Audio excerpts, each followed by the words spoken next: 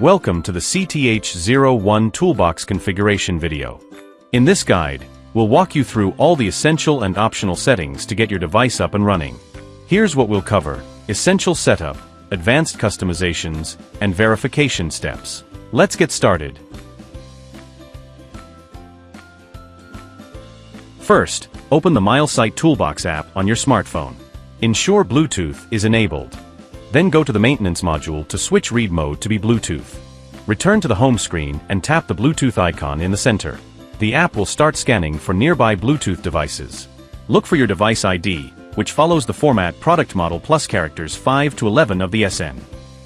First-time connection requires a password, default 123456, which can be changed later. After successful reading, navigate to Basic Information to review the device details. Confirm that the model, firmware version, and hardware version match your expectations. This ensures you are connected to the correct device. Now let's navigate to Settings module to adjust and write your configuration. Navigate to Interface. First select the appropriate wiring type based on your electrical system, 3-phase 4-wire or 3-phase 3-wire.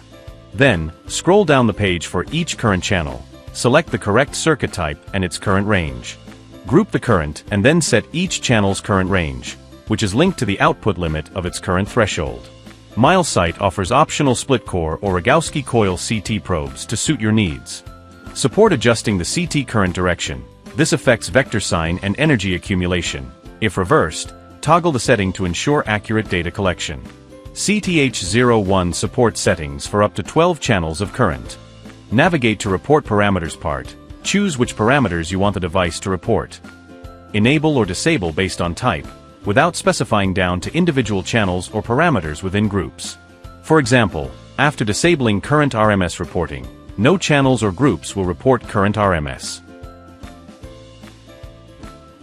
Let's back to General Part. Configure other advanced settings according to your needs. Set how often the device sends data to the cloud. The default is 10 minutes. But you can adjust it from 1 to 1440 minutes based on your needs. Configure data storage options. To keep historical data for analysis, and data retransmission will resend the data stored during the device outage. Set the correct time zone and enable daylight saving time if applicable. This ensures accurate timestamping of events and data. You can customize the Bluetooth name and password for security. Enter a new device name and set a password to prevent unauthorized access. The CTH01 supports an optional external NTC probe for cable temperature monitoring, helping to prevent overheating issues such as cable fires. To calibrate temperature detection, navigate to the calibration section. Set threshold alarms for current, voltage, THD, or imbalance. Choose conditions like greater than, less than, or inside/outside range to trigger alerts. Additionally, a power failure alarm is supported. When the device detects that the supply voltage drops from 12V to 0, it triggers the alarm and performs an immediate report. Support configuration of alarm cycle, alarm count, and threshold release reporting. After all settings are configured, tap Right. The device apply all changes. Return to the status page to verify real-time readings. Check that voltage, current, and power values are displayed correctly.